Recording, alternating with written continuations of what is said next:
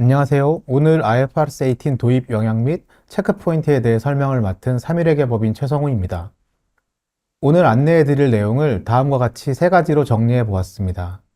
첫 번째로 이미 김인영 파트너께서 설명해 주셨던 기준서 세부 내용 중 감사위원분들, 사회이사분들께서 인지하고 계셔야 할 것으로 생각되는 핵심 항목을 간단히 짚어드리겠습니다. 두 번째로 핵심 항목별로 회사를 감독하시는 지배기구 차원에서 고려하셔야 하는 주요 사항을 안내해 드릴 예정입니다. 마지막으로 앞서 설명드리는 내용에 대해 시점별로 체크해 보셔야 할 것으로 생각되는 항목들을 정리해 보겠습니다. 먼저 도입 내용에 대한 한 장 요약입니다.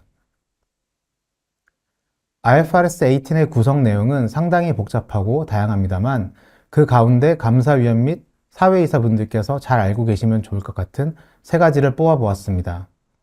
오늘 안내해 드리는 내용은 이 세 가지 항목에 기반하여 구성하였습니다. 해당 항목들에 대한 이해를 높여보고 관련해서 고려하실 수 있는 항목들, 고려할 필요가 있는 항목들을 말씀드리도록 하겠습니다. 중요한 부분을 하이라이트 처리하였는데요. 이 부분들이 뒤에서 추가로 설명될 부분에 해당합니다. 먼저 IFRS 18의 도입 목적과 시기에 대한 부분입니다.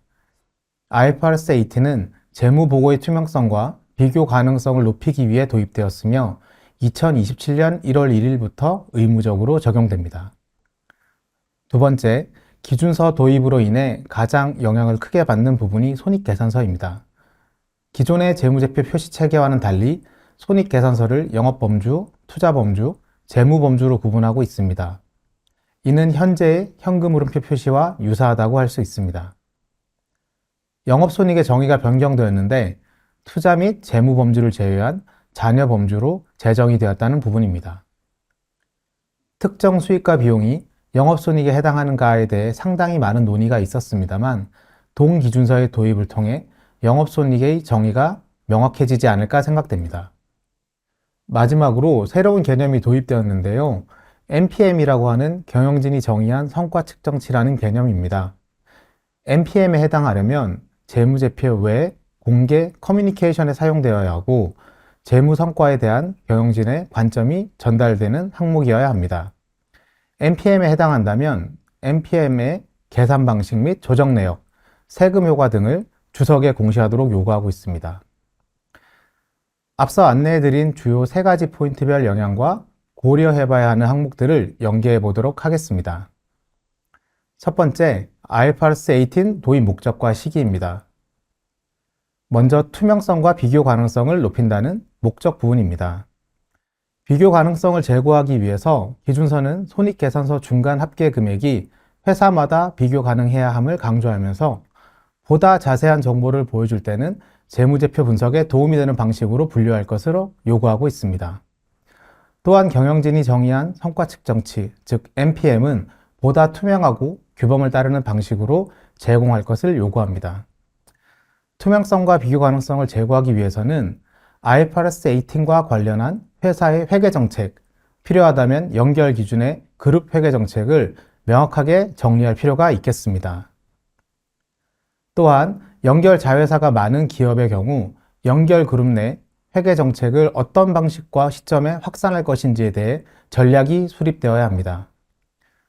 또한 비교 가능성 제고를 위해 회사가 소속된 국내외 동종업계와의 표시를 비교 점검할 필요가 있겠습니다. 두 번째 고려사항은 2027년 1월 1일부터 적용한다는 부분입니다. 이는 2027년 1분기 보고서 발행 시 최초 공시된다는 것을 의미합니다. 2027년 연차 결산 시점이 최초 공시 시점이 아닌 점이 중요합니다.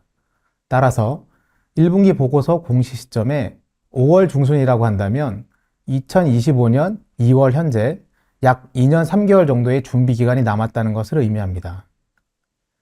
재무제표는 정기 또는 전정기 비교 표시 정보를 포함하고 있습니다.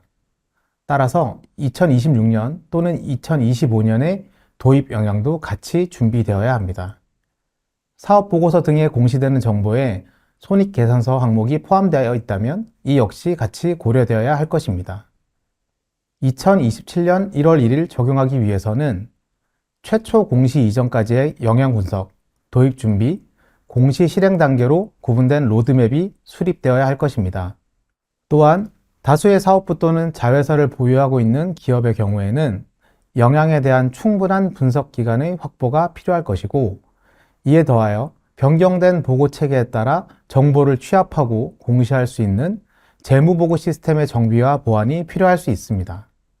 세 번째 고려사항은 손익계산서가 영업, 투자, 재무범주로 구분되어 영업손익의 정의가 변경된다는 점입니다.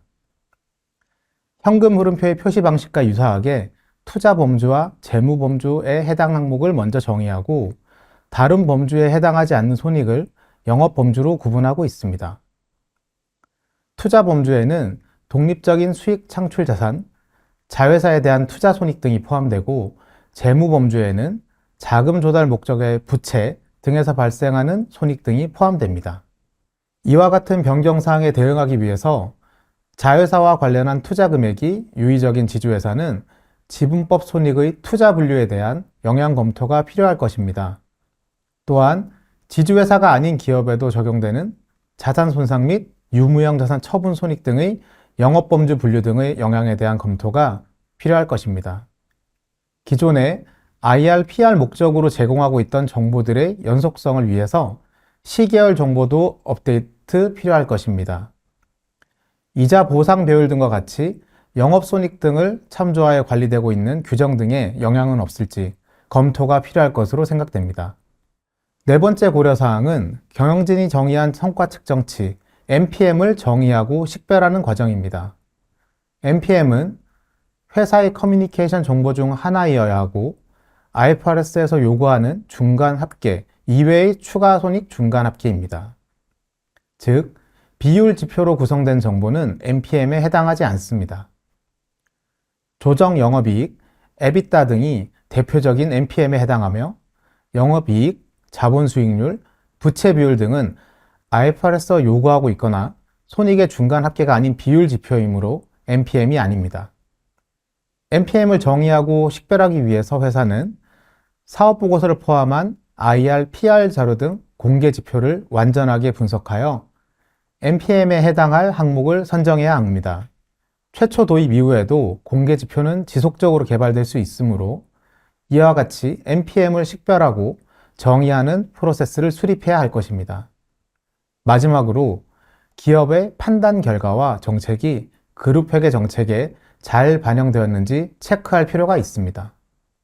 마지막 고려사항은 MPM을 주석에 공시한다는 점입니다. IFRS 18은 MPM과 영업손익 간의 추정 내용을 재무제표 주석에 공시하도록 요구합니다.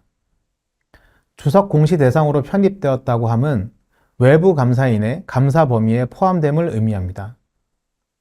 즉, 전문적인 지식을 가진 제3자가 검증 가능하도록 산출되어야 함을 의미합니다. 또한 조정 내역의 법인세 효과, 비지배 지분 효과 등 다소 복잡할 수 있는 조정의 내역 역시 포함하여 공시해야 합니다. MPM의 주석 공시에 대응하기 위해서 MPM으로 선정된 기존 IR, PR 데이터가 정확하게 산출되었는지 점검할 필요가 있습니다. 외부 감사인의 감사 시 동일한 절차가 수행될 것이기 때문입니다. 또한 MPM 정보의 정확성과 완전성을 확보할 수 있는 관련 내부 통제를 설계하고 운영해야 합니다. 마지막으로 정확한 주석 정보를 집계하기 위해 재무보고 시스템의 정비 또는 보완이 필요하지 않을지 점검해야 할 것입니다. 지금까지 말씀드린 기준서 도입의 영향과 고려사항을 다음과 같이 정리해 보았습니다. 기준서 도입과 실행 과정을 영향 분석 단계, 도입 단계, 실행 단계 정도로 나눌 수 있습니다. 각 단계에서 감사위원 또는 사회이사께서 점검해 보실 수 있는 예시를 정리해 보았습니다. 먼저 영향 분석 단계에서는 도입으로 인한 재무보고 영향 분석이 수행되고 점검되었는지, 인력 시스템, 정책 반영 계획을 포함한 로드맵이 수립되고 있는지 체크해 볼 수 있을 것 같습니다. 이후 도입 단계에서는 도입 기준서에 따라 공시가 필요한 재무 정보가 잘 집계될 수 있도록 프로세스가 정의되고 시스템이 구비되고 있는지, 공시가 요구되는 재무정보는 완전하고 정확하게 집계되었으며 이에 대해 충분한 사전 점검이 되었는지를 체크해 볼 수 있을 것 같습니다. 마지막으로 2027년 1월 이후 실행 단계에서는 비교 표시 정보가 준비되고 검증되었는지 여부, 그리고 관련한 내부 통제가 잘 설계되고 운영되고 있는지에 대해 점검하실 수 있을 것 같습니다. 지금까지 IFRS 18 도입이 미치는 주요 영향 및 고려사항에 대해 정리해 보았습니다. 이번 세션이 기업에 대한 감독 기능을 수행하시는 지배기구의 구성원으로서 해당 기준의 도입과 적용 과정에 완전하고 충분하게 수행되고 있는지 점검하시는데 도움이 되었기를 바랍니다. 이상으로 IFRS 18 도입 영향 및 체크 포인트에 대한 안내를 마무리하겠습니다. 감사합니다.